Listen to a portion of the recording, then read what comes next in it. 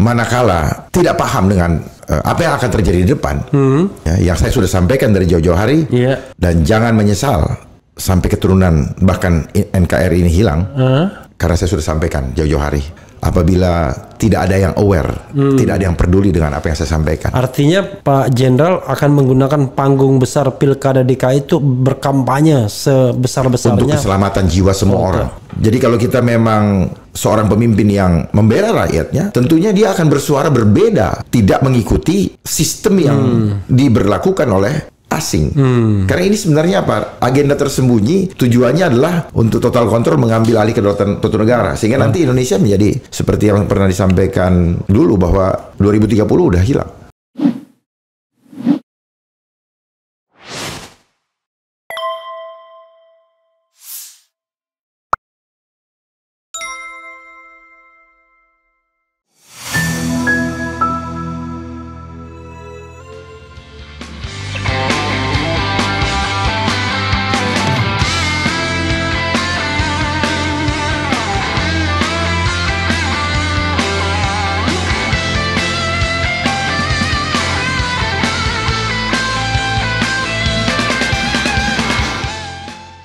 Assalamualaikum warahmatullahi wabarakatuh, Sobat RH sekalian. Jumpa lagi kita di channel yang keren ini. Keren jadat. Ya, Sobat RH sekalian, di depan saya nggak berani gebrak kuat-kuat karena ada jenderal fresh, tapi freshnya baru pensiun. Tapi pangkat terakhir bintang 3 Komjen Purnawiran sekarang, Komjen Pol Purnawiran Dharma Pongrekun. Selamat sore Bang. Selamat sore. Oke, luar biasa ya. Jadi sahabat sekalian, saya penasaran sama Komjen Dharma ya. Karena beliau, kalau pakai istilah tidak ada hujan, tidak ada angin, nanti beliau bisa jelaskan ya. Tapi untuk sementara kita menggunakan istilah itu, tidak ada hujan, tidak ada angin, daftar sebagai calon gubernur independen daerah khusus Jakarta. Kalau saya masih mengatakan daerah khusus ibu kota karena belum pindah secara resmi kan. Akan ada kepresnya baru resmi pindah. Padahal kalau dilihat naga-naganya, Prabowo agak enggan juga pindah ke IKN. Siapa yang mau pindah ke sebuah kota yang baru dibangun dan barangkali masih hawa pembangunan, debu-debunya masih banyak pastinya kan. Mungkin nanti kena ISPA semua ya. Jadi kena penyakit dan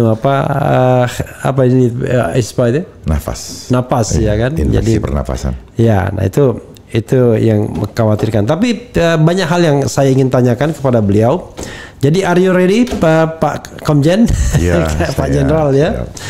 Saya tanpa tedeng aling-aling ya. Tentu orang bertanya, Pak Jenderal ya, kok tiba-tiba seorang Dharma Pongrekun yang selama ini tertariknya di bidang konspirasi dan kesehatan, kan begitu ya? Menurut orang, konspirasi, kesehatan dan lain sebagainya, tiba-tiba mencalonkan diri sebagai calon perseorangan, tepatnya perseorangan sih sebenarnya. Tapi memang independen karena tidak belong to partai politik kan? Belum kan? Nah, orang tertarik dan ternyata satu-satunya di seluruh Indonesia Pilkada serentak 27 November nanti. Pak Komjen ya, Pak Jenderal, silakan dijelaskan kepada Sobat RH sekalian yang pasti penasaran kenapa tidak ada hujan, tidak ada angin. Menurut persepsi saya, kok nyalon sebagai calon gubernur perseorangan di daerah khusus Jakarta atau daerah khusus ibu kota. Saya berharap tetap di sini ibu kotanya ya, biar saya tidak jadi pakar lokal. Silakan Pak Komjen. Baik, terima kasih banyak Bang Refli. Baik, jadi kalau Bang Refli mengatakan bahwa saya selama ini concern terhadap isu kesehatan, karena saya sejak tahun 2019 saya memahami adanya. Boleh nggak dibalik dulu? Jadi biar kita penuhi dulu hak, the right to information. Kenapa tiba-tiba ini nyalon pilkada itu? Karena saya terpanggil. Oke, silakan terus. Saya terpanggil dengan kondisi isu kesehatan yang akan terus berlangsung sampai dengan terbangunnya sistem digitalisasi. Ya, itulah kenapa kemarin kita menghadapi pandemi COVID-19, di mana COVID itu di belakangnya ada huruf ID, identity digital. Jadi kalau kita memahami itu adalah pintu masuk menuju kepada percepatan digitalisasi, identitas digital. ID ya. ID. Gitu. Ya. Nah, kesehatan ini kenapa menjadi penting? Karena menjadi pilar terakhir dari ketahanan nasional. Kalau kesehatan ini pasti berhubungan dengan tubuh. Nah, tubuh siapa yang dimaksud? Tubuh rakyat. Suatu negara itu ada manakala ada pemerintahan, ada wilayah dan ada rakyatnya. Nah, rakyat inilah yang akan menjadi objek dominasi dan objek eksploitasi dengan alasan kesehatan. Ya, di mana saya mendalami bahwa kesehatan ini hanyalah isu, tapi bukan murni isu kesehatan, tetapi merupakan agenda politik global untuk melakukan total kontrol kepada setiap tubuh manusia. Dan tidak juga sekedar bisnis ya, tapi more than bisnis gitu ya. Bisnis bagi penyelenggara. Bisnis bagi IO. Event organizer. Ya, tetapi paham ya event organizer maksudnya. Karena pasti event organizer pasti ada anggaran kan. Nah, tetapi bagi kebanyakan kita yang akan menjadi objeknya. Objek apa? Objek penderita. Nah, itulah yang mendorong saya untuk maju, berjuang untuk menyelamatkan jiwa-jiwa. Karena saya paham betul bahwa di depan ini akan terjadi lagi suatu pandemi yang didahului dengan adanya perjanjian pandemi treaty yang akan diputuskan pada tanggal 27 Mei sampai tanggal 1 Juni yang akan datang di Geneva, Swiss. WHO ya. Ya, dan ini sudah ditandatangani bersama pada saat terjadinya G20 di Bali yang lalu. Ya tentu nanti banyak pertanyaan. Misalnya apa hubungannya sama Gubernur DKI dan lain sebagainya. Tapi bisa dieksplor lebih lanjut. Saya lanjutkan lagi ya. Nah, manakala suatu negara di mana saat ini Indonesia ada di dalamnya, yang berada di bawah WHO, itu turut menandatangani, maka 30 hari kemudian setelah penandatanganan, maka pandemi treaty ini menjadi hukum di setiap negara yang menandatanganinya. Hukum positif ya? Iya. Sehingga hukum-hukum yang ada di bangsa ini menjadi tidak lagi berlaku. Otomatis karena keadaan posisi dia lebih tinggi, dianggap lebih tinggi. Karena kan seperti kita ketahui, bagi yang menjadi anggota United Nations, segala hukum harus diratifikasi di setiap negara di bawahnya. Nah, kembali lagi bahwa artinya once ratifikasi Anda terikat. Anda terikat. Nah, apa yang akan terjadi ketika sudah disepakati, maka keadaan new normal. Ya, kalau berapa saat 2 tahun belakang ini kita merasakan kembali agak normal, nanti akan diberlakukan secara total. New normal. New normal. Karena begini, yang menarik adalah katanya ketika kita mengalami COVID-19 tidak mungkin lagi kita hidup normal. Kan begitu? Ya. Pasti kita akan hidup new normal katanya. Pertanyaannya siapa yang berbicara? Tapi ternyata normal-normal aja, balik lagi kita normal. At least sampai hari ini kita balik lagi normal gitu. Ya, untuk memberikan kesempatan kepada mereka mempersiapkan aturan yang lebih punya daya cengkram lebih kuat, yaitu WHO Pandemic Treaty ini. Yang seperti saya sampaikan tadi akan ditandatangani, akan disepakati pada tanggal 27 Mei sampai dengan 1 Juni 2024 di Geneva. Itu ya pertemuannya ya. Ya.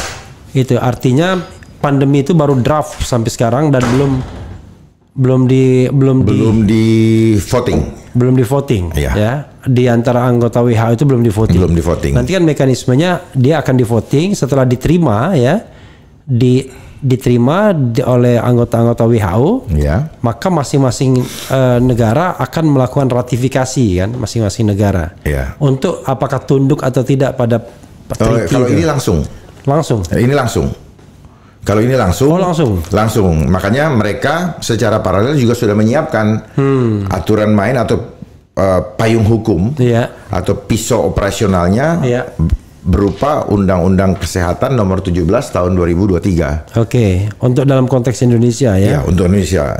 Tujuannya adalah artinya once kita ikut dalam pandemi treaty yang akan disetujui between 27 Mei sampai 1 Juni tersebut langsung terikat kita. 30 hari kemudian. Oh iya ya, artinya langsung terikat ya. Langsung terikat. Nah, jadi tidak perlu menghendaki tindakan di dalam negeri yaitu berupa ratifikasi, nggak perlu lagi. Tidak perlu lagi, Pak. Tidak perlu lagi karena bahkan ini sudah didahului dengan undang-undang ini yang isinya adalah merupakan breakdown dari apa yang akan terjadi. Walaupun di sini belum secara eksplisit tertulis hal-hal petunjuk teknisnya. Oke.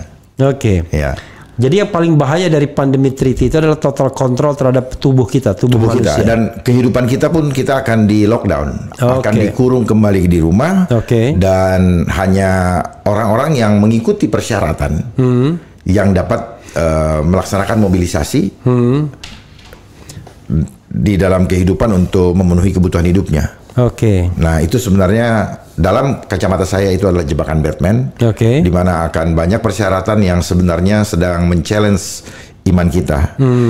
WHO Pandemic Treaty ini sebenarnya kalau kita mau lebih tajam melihatnya, ini adalah konsep dari sistem khilafah. Khilafah Dajjaliyah. Ya, jadi akan menuju kepada satu pengendalian dunia, one world government, yang saya sebutkan tadi. Kalau di Nasrani dibilang sistem antichrist. Itu, Pak. Ini kan hal yang menurut saya sering sudah saya disampaikan oleh Pak Jenderal ya. Jadi memang bagian dari concern ya pribadi dan juga kampanye selama ini kan. Tapi persoalannya kan yang saya belum connect itu adalah why pilkada DKI gitu loh. Itu karena gini, kan nggak gampang. Pertama, calon perseorangan akan berhadapan calon-calon dari partai politik. Yang kedua adalah biayanya kan tidak gampang, tidak mudah. Sama sekali tidak mudah. Untuk ini, saya kira mengumpulkan KTP aja itu udah butuh effort sendiri. Sampai 860, 640 itu 86 tadi, ya kan? Itu menurut saya juga luar biasa. Nah, ini saya terus terang saja saya agak miss ya di sini. Pandemi treaty, tapi kemudian pemerintahan lokal. Bisa dijelaskan lebih lanjut ya? Pelan-pelan ya. Iya. Kebetulan saya ada di Jakarta. Jadi kenapa saya concern dengan Jakarta? Saya SMA di Jakarta. Jadi saya melihat bahwa ada peluang di mana meneruskan perjuangan ini lewat jalur independen, di mana saya ruang sempit itulah yang bisa saya lewati. Dibandingkan saya walaupun saya tetap membuka komunikasi dengan partai, namun kelihatannya belum ada yang menyambut, sehingga saya tetap jalankan saja. Saya ikutin rencananya Tuhan. Karena kenapa saya di Jakarta? Saya berharap nanti Jakarta menjadi planet aman. Sehingga ketika WHO Pandemic Treaty ini dijalankan di Jakarta, dan pisau hukumnya Undang-Undang Kesehatan Omnibus Law ini nomor 17 tahun 2023 diberlakukan pada masa pandemi, maka kita punya ruang untuk memperjuangkan supaya rakyat DKI punya hak untuk menolak. Karena mandatori sesuai dengan prokes yang lalu, itu masih ada peluang untuk menolak. Tetapi kali ini undang-undang sudah tertulis di mana manakala kita menolak sesuai dengan akidah atau iman kita, maka kita tetap tidak punya hak untuk menolak. Kita akan diberikan sanksi di pasal 446 berupa pidana denda 500 juta per orang. Oke, Kak. Gitu, Pak. Oke, ya.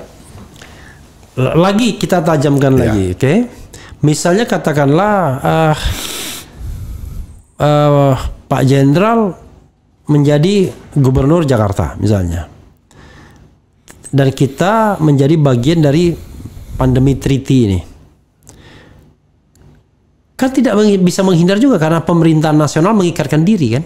Ya, setidak-tidaknya kan ketika rakyat bersatu dan paham bahwa ini adalah cara asing untuk mengambil kedaulatan bangsa, tentunya rakyat tidak perlu termanipulasi dengan opini yang dibangun tentang isu kesehatan melalui narasi-narasi daripada influencer, mereka-mereka yang sedang manggung.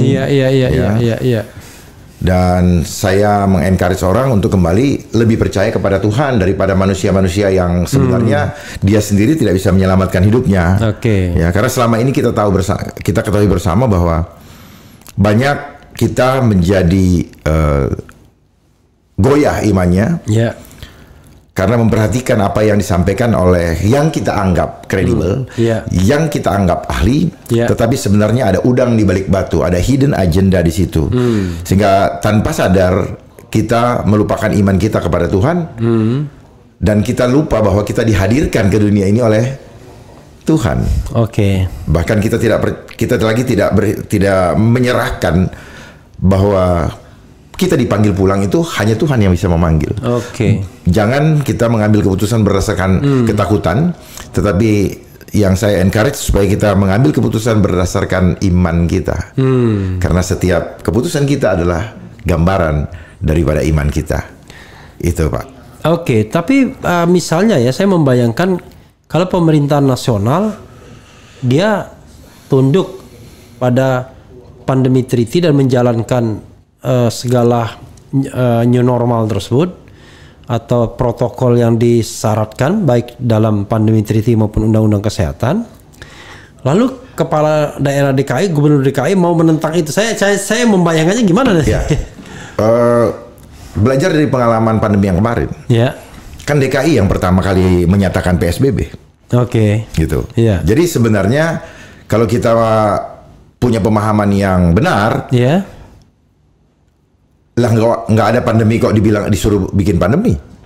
Untuk apa? Kita bisa kok mengatasi sendiri. Kalaupun itu memang harus ada atau ada, kenapa asing yang harus ngatur? I see. Di mana kedaulatan kita?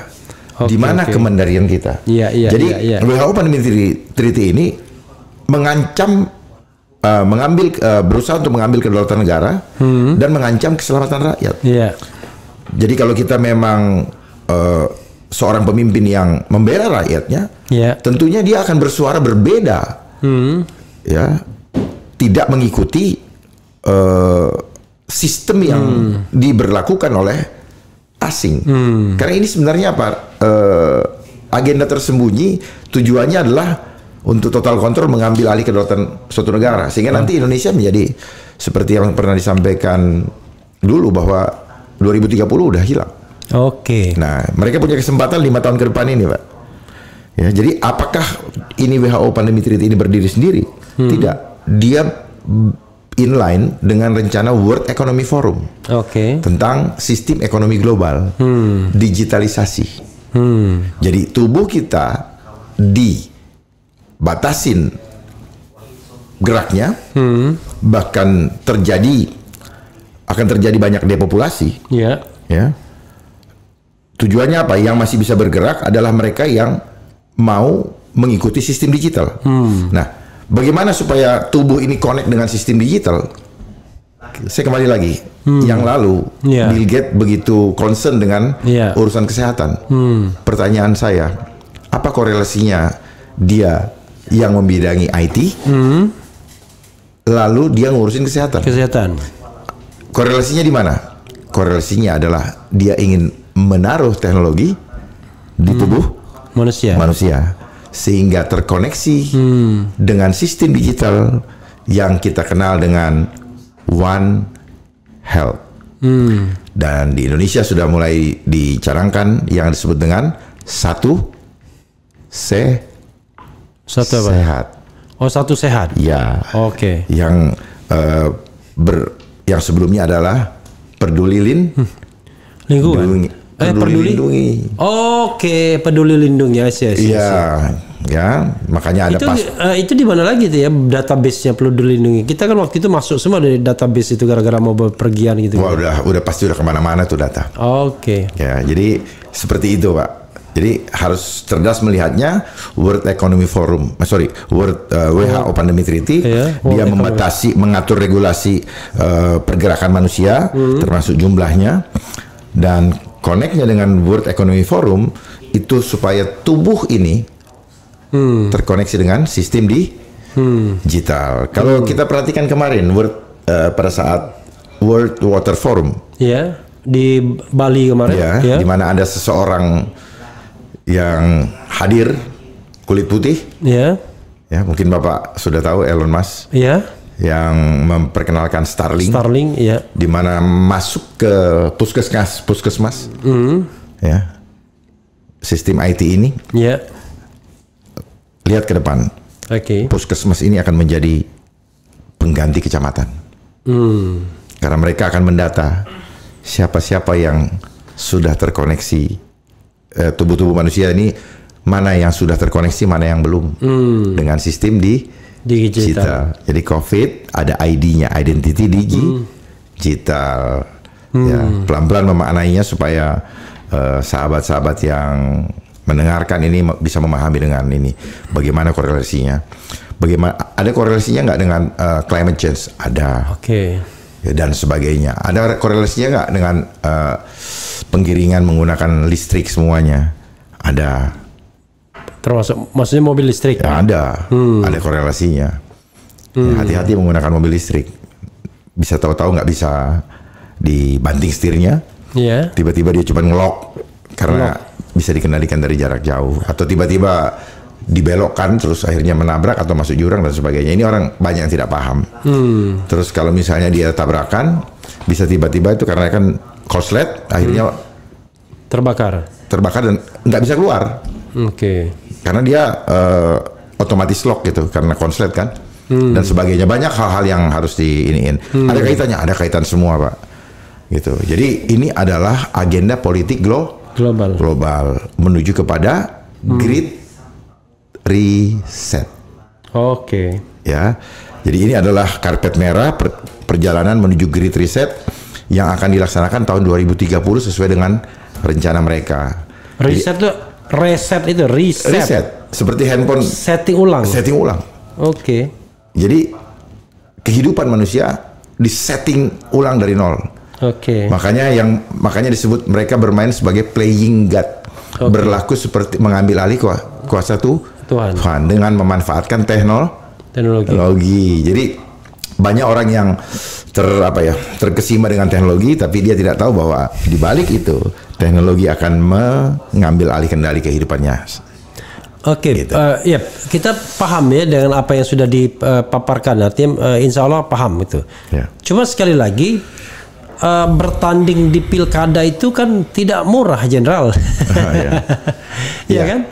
Butuh kalau misalnya perseorangan saja konon habis sampai puluhan miliar perseorangan untuk anggota DPR saja, yang itu berapa kursi di DKI ini, apalagi untuk kursi tunggal.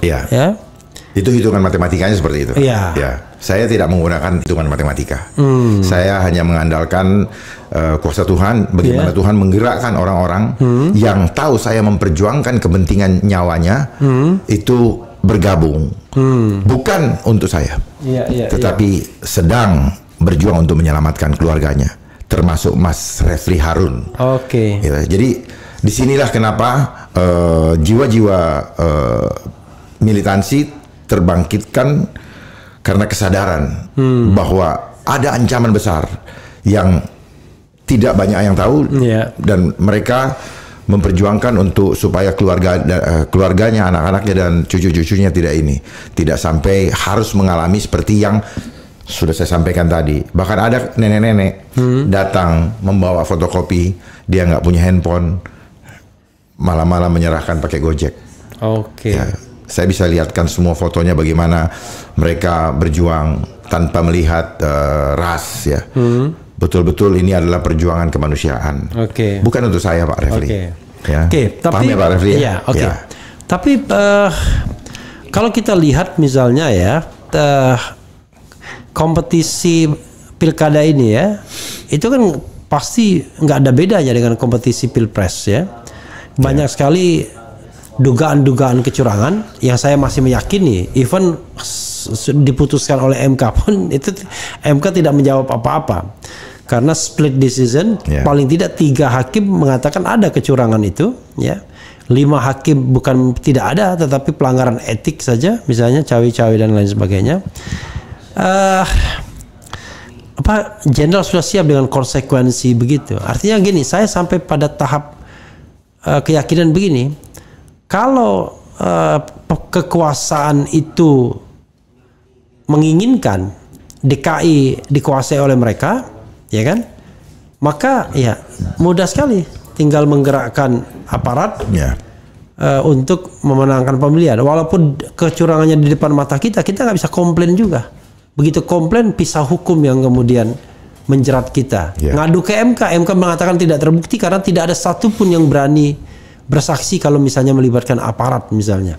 Padahal saya yakin bahwa ujung tombak pemenangan termasuk Prabowo kemarin ya aparat, baik sipil maupun militer kan, birokrasi dan lain sebagainya, selain keuangan negara yang dipakai dalam bentuk salah satunya bansos. Nah, saya membayangkan kalau seandainya nanti katakanlah presiden elect ini setelah dilantik nanti mengatakan Jakarta harus kita kuasai, selesai permainannya, nggak ada lagi pilkada. Menurut saya begitu. Betul. Menurut Jenderal gimana? Betul sekali apa yang Pak Refli sampaikan.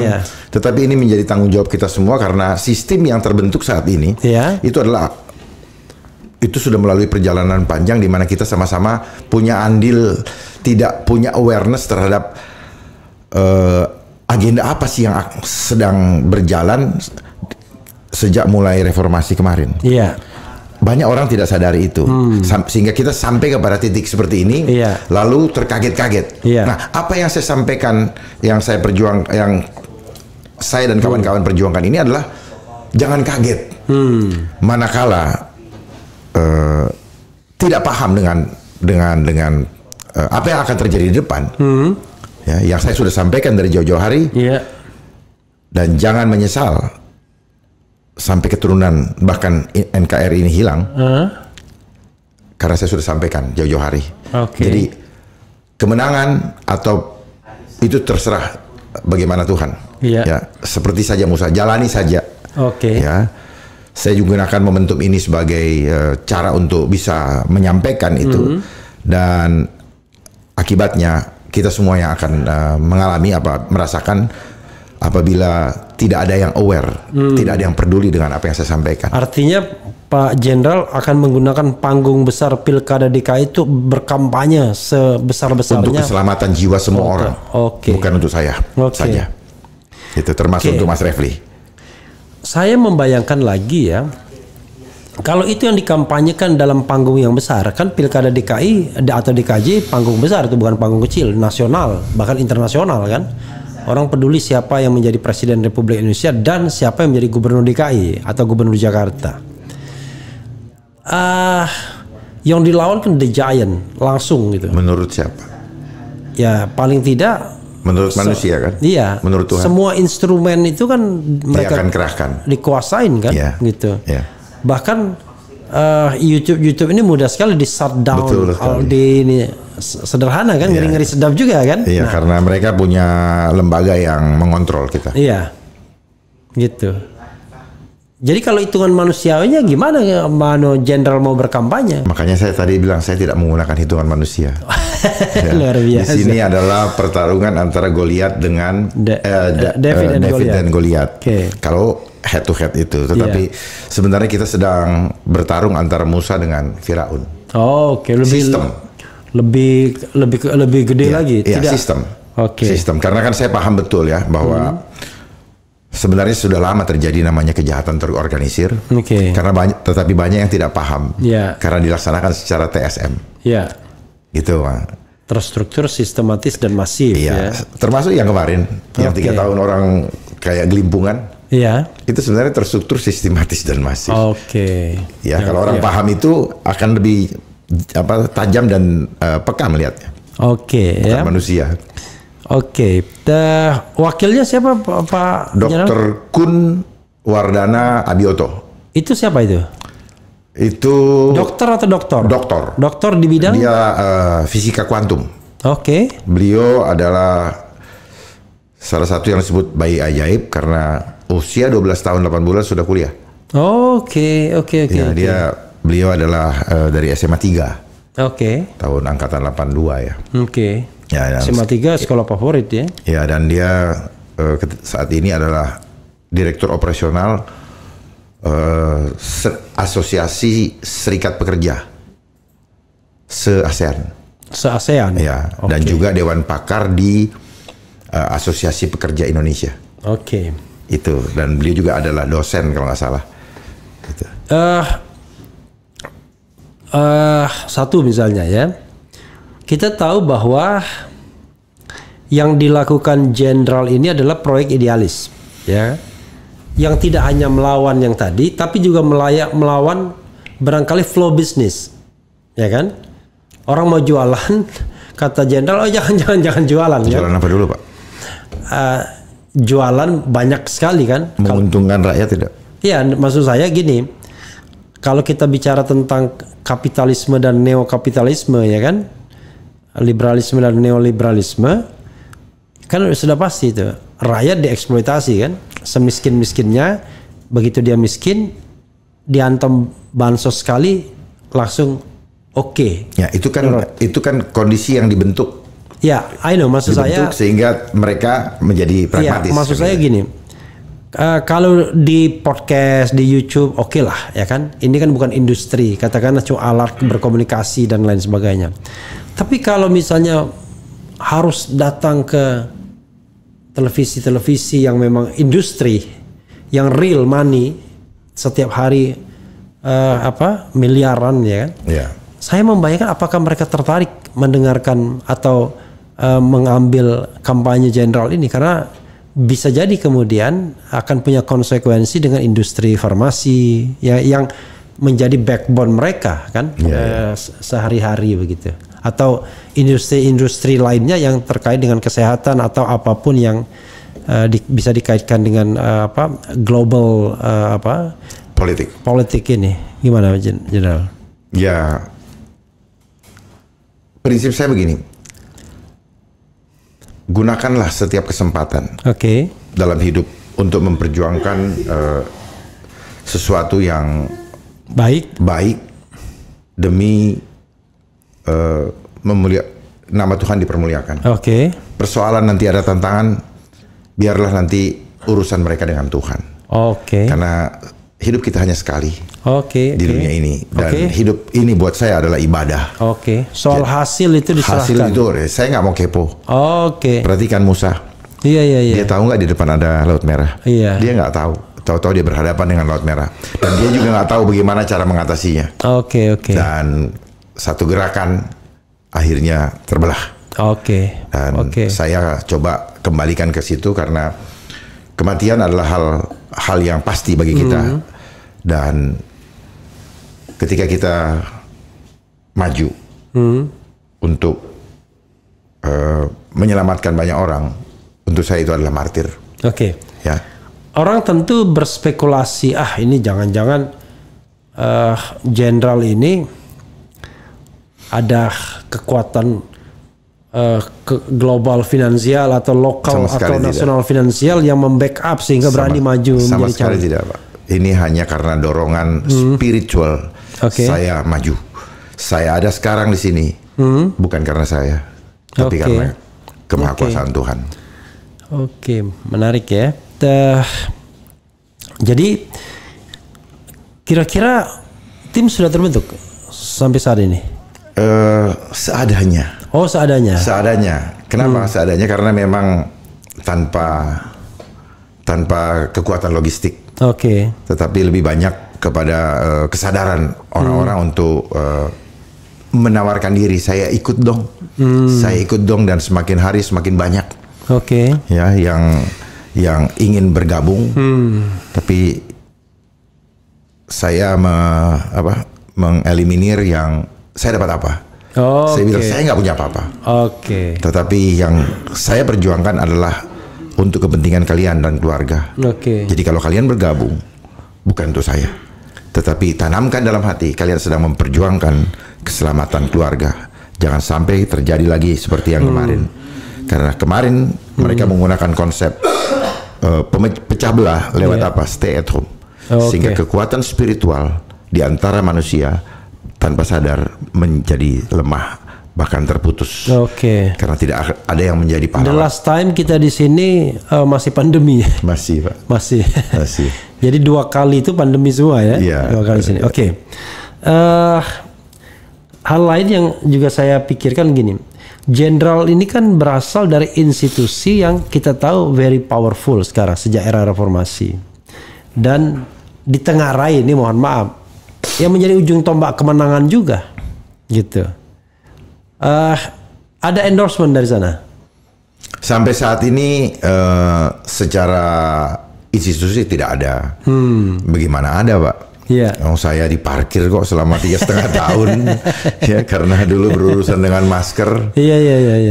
Ya itu. Jadi ya inilah kekuatan sistem kapitalis ya. Yang jelas untuk klarifikasi, Jenderal nggak pernah pakai masker ya? Saya punya pemahaman yang berbeda. Kenapa? Masker ini hanya simbol of slavery. Ya.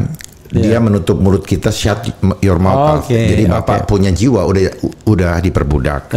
Terus saya kenapa tidak ini, karena tidak mau sama sekali, karena hidung saya adalah tempat Tuhan memberikan nafas hidup saya.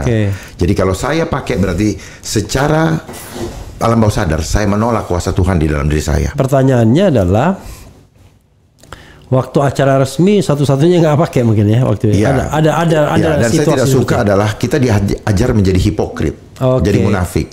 Di depan TV, di depan apa, begitu mau ciuman buka. Jadi teori itu gagal dong, betul nggak? Atau terus ini mau teleponan yang paling lucu penyiar televisi ngomong pakai masker. Lepas dari itu dia nggak pakai masker. Ya, jadi akhirnya apa? Kita dibangun menjadi punya jiwa hipokrit supaya takut menyatakan kebenaran. Ya, tanpa sadar loh. Akhirnya orang sekarang terbentuk. Tapi Jenderal coba lihat, ada nggak podcast Refli Harun pakai masker? Ya, itu ya karena during pandemi. Kenapa? Dia bicaranya apa ya? Ini bagus, Pak. Iya. Orang di dalam ruangan aja kalau sudah berhadapan dengan kamera, semuanya lihat foto-foto Lebaran. Iya. Pakai ini, begini. Iya. Kita nggak tahu siapa yang foto kan gitu. Iya. Jadi Tuhan kasih muka yang cantik, yang ganteng. Terlihat jiwanya itu lewat muka, Pak. Muka adalah cerminan. Lalu tanpa sadar itu memberikan energi positif bagi yang melihat. Lalu diberlakukan gitu, apa yang terjadi, Pak? Vibrasi ketakutan itu menyebar dan akhirnya apa? Secara alam bawah sadar signal tubuh yang melihat itu menurunkan imunnya, Pak. Ada satu hal yang kemudian kita juga heran ya. Tapi kalau mendengar pendengaran penjelasan Pak Jenderal ya nggak heran dari dulu. Tiba-tiba mudah sekali kita dibalik begini ya. Ya kan? 2020, 2021, 2022. Kita dibilang, pandemi banyak yang mati setiap hari dan lain sebagainya. Tiba-tiba sekarang 2024 kita duduk di sini. Orang seperti melupakan begitu aja pengalaman 3 tahun itu ya. Nah, itu yang bahaya. Jadi nggak ada orang lagi misalnya, awas hati-hati bersih, cuci tangan dulu, nggak ada lagi sekarang. Ya, itu yang bahaya, melupakan. Yang harusnya apa? Mempersiapkan antisipasi. Makanya saya sampaikan WHO Pandemic Treaty ini karena mereka akan memainkan itu dan ada dalam kontrol global langsung dan sudah disiapkan sanksi secara undang-undang yang mana ketika COVID kemarin, itu tidak ada sanksi secara ini, hanya larangan pembatasan A, B, C, D. Tapi ini sudah ada Pak sanksinya. Dan ini dan sanksi ini didasari kepada kita tidak boleh menolak, kita tidak boleh memilih perawatan mandiri, termasuk pengobatan mandiri, itu. Makanya saya di sini juga terpanggil untuk menyampaikan kepada halayak bahwa apa yang saya disebut hoax, menyampaikan bahwa nanti dilarang untuk menggunakan jamu atau yang sifatnya bahan alam. Sebenarnya di dalam undang-undang ini sudah tertulis secara tersirat, dalam keadaan aman tidak dilarang. Tetapi pada saat diumumkan pandemi ataupun epidemi sekalipun, kalau di dalam undang-undang ini disebut wabah atau kejadian luar biasa, maka akan keluar peraturan pelaksana yang diterapkan oleh pemerintah di suatu negara yang mengikuti pandemi treaty ini. Itu termasuk juknisnya. Coba kita lihat pada saat pandemi yang lalu. Kemarin saya ke Plaza Senayan dan begitu saya naik eskalator gitu, saya tersenyum aja melihat tapak di eskalator tersebut, kiri kanan kiri kanan masih ada ya, dan ada jaraknya ya, itu kan bekasnya masih ada kan, artinya jejak digitalnya masih ada.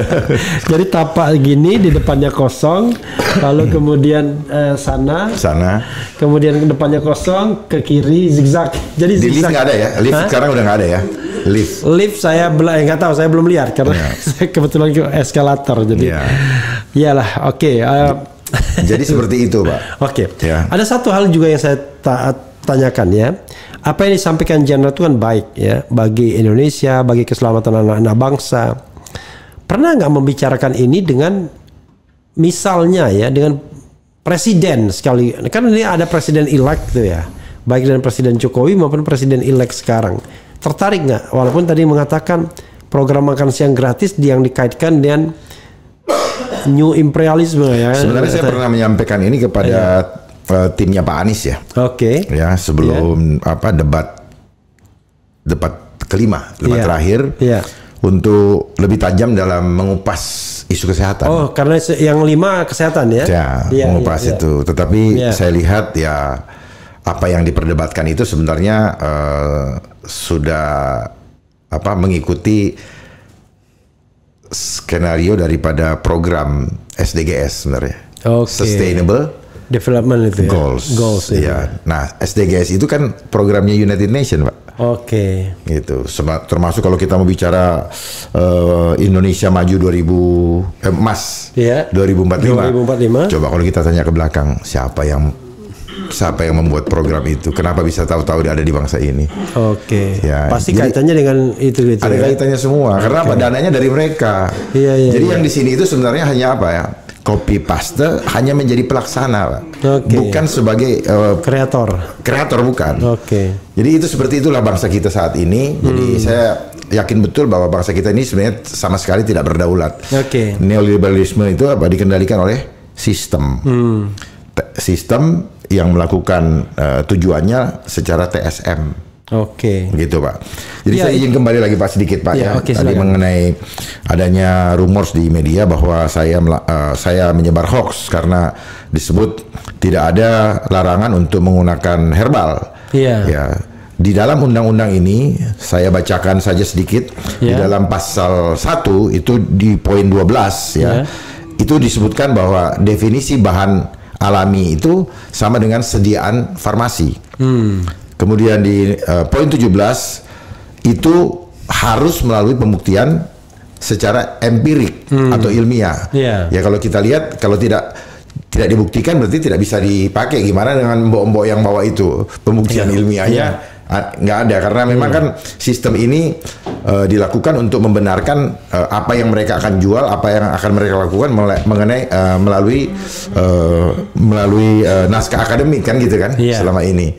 Jadi melegalisasi sesuatu yang mereka inginkan. Itu. Kemudian juga di dalam pasal 4 perlu diketahui bahwa di dalam ayat kedua dikatakan dikecualikan dalam keadaan pandemi. Jadi yang tadinya normal boleh dikecualikan dalam keadaan pandemi untuk melakukan perawatan mandiri atau pengobatan mandiri.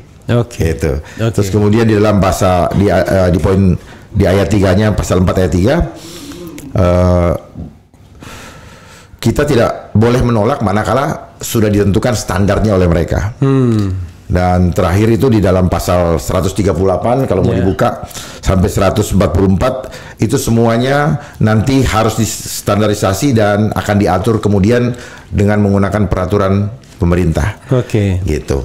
Jadi supaya paham, dan lebih parah lagi di dalam pasal 403, dan apabila kita melanggar dianggap menghalang-halangi. Di pasal 400 dikatakan menghalang-halangi, dan pasal 446 itu sanksinya 500 juta. Tetapi bagi yang mengedarkan itu diberikan sanksi 5 miliar. Oke, untuk biar menjadi concern kita ya. Pasal berapa saja yang dianggap bermasalah, nggak usah sebutkan. Biar saya bisa kita ulangi lagi nanti kan. Pasal berapa? Pasal 1 poin 12. Ini ntar undang-undangnya dulu. Undang-undang nomor 17 tahun 2023 tentang kesehatan. Ya, Undang-undang nomor 17 tahun 2023 tentang kesehatan. Oke. Ya. Pasal-pasal yang perlu diperhatikan pasal berapa? Pasal 1. Pasal 1, oke. Poin 12 dan 17. Poin 12 dan 17. Oke. Pasal 4. Pasal 4 ayat 2 dan 3. Ayat 2 dan 3. Kemudian pasal 138 ayat 2. Pasal 138 ayat 2 dan 4. Dan 4. Ya. Kemudian pasal 141, pasal 141, 141 ayat 1, 141 ayat 1, 140 ayat 2 dan 5, 140 2. ayat 2 dan ayat 5. Ya, pasal 143, pasal 100. Oh, enggak usah. Pasal 143 enggak usah, itu masalah izin usaha. Ya. Pasal 144. Pasal 144. Ya. Oke. Pasal 400, pasal 400 dan pasal 435 serta 446. Pasal 435 dan pasal 446. Ya. Itu sobat era sekalian ya, yang pasal-pasal yang perlu kita baca, underline ya, highlight. Ya. Saya sengaja berkaitan dengan obat sediaan farmasi bahan alami. Oke, ketersediaan sediaan bahan farmasi bahan alami ya, herbal kalau kita bilang ya. Ya, kita bilang herbal. Oke. Gitu. Terakhir Jenderal ya, begini. Kan saya tadi kan memang sudah dikatakan dengan tim Anies katanya, tapi kan itu kan cuma dalam debat. Dan sekarang kan sudah ada presiden elect. Yang programnya makan siang gratis, ya kan? Rupanya sudah diganti sekarang, makan siang bergizi, ya kan? Katanya pagi sekarang. Kalau siang terlalu lama. Saya kemarin lihat wawancara. Ya. Karena siang terlalu lama, jadi ganti makan pagi. Oh, makan pagi udah ganti. Ganti. Karena terlalu kalau siang keburu lapar. Oh, jadi program ini belum dijalankan, udah berubah-ubah. Kemarin ada di TV itu eksklusif. Oke. Pernah nggak membicarakan soal bahaya? Ini kan bahaya nih bagi generasi muda, bagi negara ya, dengan presiden elect yang pernah ngomong 2030 Indonesia akan hilang, itu berdasarkan buku yang memang sudah beredar di mana-mana. Jadi kan dia kan punya kesadaran sesungguhnya mengenai yang namanya global politik, ya kan? Apalagi orangnya hidup di luar negeri, dan dalam pidato dia, dalam interview dia di di Bloomberg misalnya, dia mengungkapkan kalau dia lama di luar negeri, hidup di luar negeri di beberapa negara dan lain sebagainya. Dia melihat kemiskinan dan pengen sekali dia menghapuskan kemiskinan serta meningkatkan kesejahteraan masyarakat. Kan salah satunya ini harusnya. Ya. Nggak connect ke sana, Jenderal. Saya tidak punya akses, Pak. Oke. Ya, tidak punya akses. Tapi di sini dengan yang pernah beliau sebutkan bahwa tahun 2030 Indonesia akan hilang. Saya sangat yakin bahwa beliau sebenarnya paham tentang soal-soal ini. Sebenarnya tentang ini. Cuman prosesnya mungkin beliau tidak mengikuti secara rinci, ya, karena ketika kemarin pembidangannya beda. Ya. Padahal antara ketahanan nasional itu ini adalah pilar terakhir sebenarnya, ketahanan kesehatan ini. Jadi saya masih berharap bahwa beliau sangat cinta akan bangsa ini, ya, seperti janji beliau kemarin, sehingga ke depan Kalau beliau sungguh-sungguh paham dengan apa yang saya sampaikan, kalau tidak saya juga perlu dipanggil. Saya siap untuk menjabarkan. Artinya Pak Jenderal tidak menutup komunikasi dengan siapapun gitu ya? Pak. Siapapun. Bahkan saya sudah pernah berkali-kali menghimbau atau meminta waktu dengan Menteri Kesehatan, tidak juga ditanggapin. Ya, malah cuman mencap hoax secara sepihak tanpa ada apa sih yang kamu maksud. Bahkan kira-kira 3 minggu yang lalu saya juga mengikuti diskusi di Kementerian Kesehatan mengenai WHO Pandemi Treaty. Dan satu pertanyaan yang saya berikan sebelum saya lanjut ke pertanyaan berikutnya, apakah bapak-bapak sebagai narasumber ini paham ini agenda isu kesehatan murni atau agenda program depopulasi? Tidak dijawab. Apakah bapak-bapak paham bahwa ini adalah agenda politik global? Tidak ada satupun yang mau menjawab ini. Lalu saya katakan, jangan sampai diskusi hari ini justru dibiayai oleh mereka yang punya motivasi supaya pandemi treaty ini dianggap sudah disosialisasikan. Gitu, dan tidak ada yang menjawab itu. Itu saya sangat omnibus law pada waktu itu ya, mengundang kita, tapi konsep sudah didiktekan. Itu 3 minggu lalu, Pak. Untuk kita nggak datang ya kan? Itu adalah 3 minggu lalu. Jadi sebenarnya mereka hanya kelihatan mencari justifikasi saja. Pak Jenderal, saya mau membacakan aspirasi beberapa ya. Silakan. Dan nanti Pak Jenderal menanggapinya secara umum dan mungkin setelah itu closing statement ya. Kalau tidak ada lagi yang mau disampaikan. Pak. Ini ada yang bilang sehat selalu buat Bang Refli dan salam buat Bapak Cagup DKJ, semoga sehat selalu Komjen Dharma. Kemudian salam buat Pak Jenderal, saya suka kepada sosok Komjen Dharma ini, narasi dan orasinya semangat sekali dan menggebu-gebu.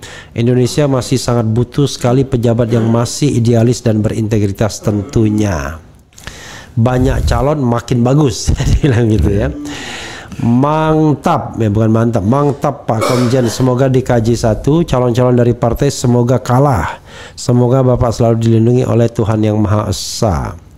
Kemudian, Masya Allah Bung Dharma orang yang cerdas, mending duet aja Bang sama Pak Anies. Siapa yang mau? Kalau duet sama Pak Anies masuk enggak lewat independen ya.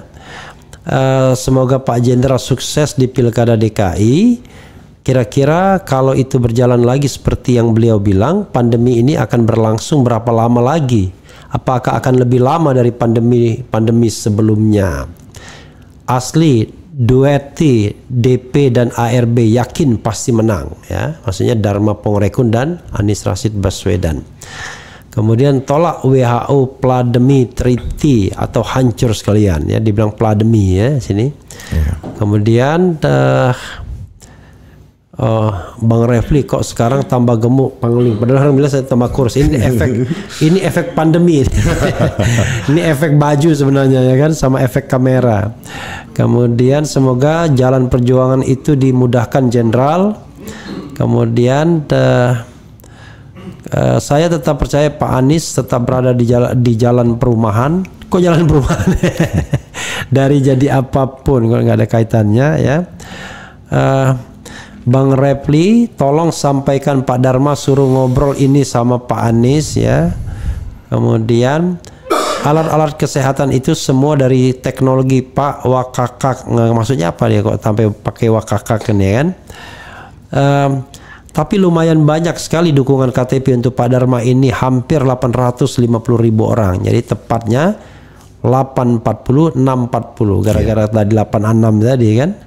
Kemudian Pak Dharma pasangan aja sama Pak Anies, ada aspirasi begitu. Coba tanyakan Bang Refli jika pasangan sama Pak Anies, saya tanya sendiri.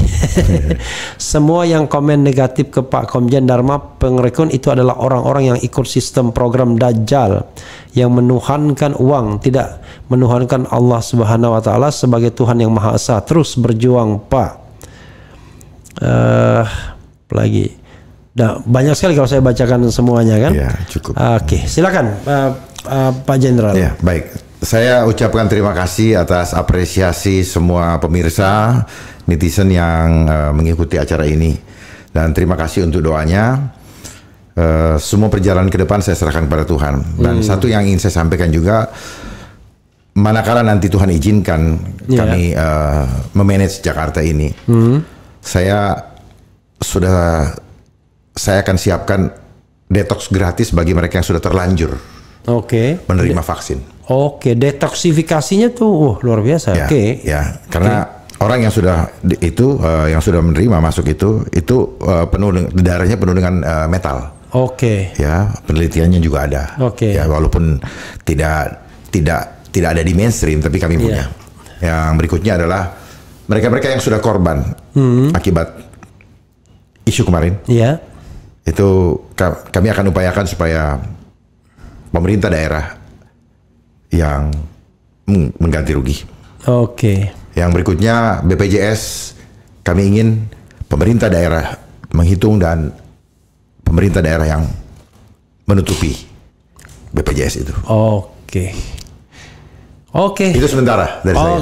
Yang lain nanti kita bahas. Pak Jenderal, silakan ke sobat daerah sekalian closing statement. Mohon doa restunya kepada semua pemirsa, semua sahabat-sahabat. Saya berjuang bukan untuk kepentingan saya, tetapi untuk kepentingan kita semua. Visi saya adalah selamatkan jiwa keluarga kita. Mari sama-sama berjuang. Kalau kita berjuang bersama, berat sama dipikul, ringan sama dijinjing. Kalau kita berjuang bersama bukan berarti dukungan terhadap saya sebenarnya, tapi Bapak Ibu sedang memperjuangkan keselamatan keluarganya. Terima kasih.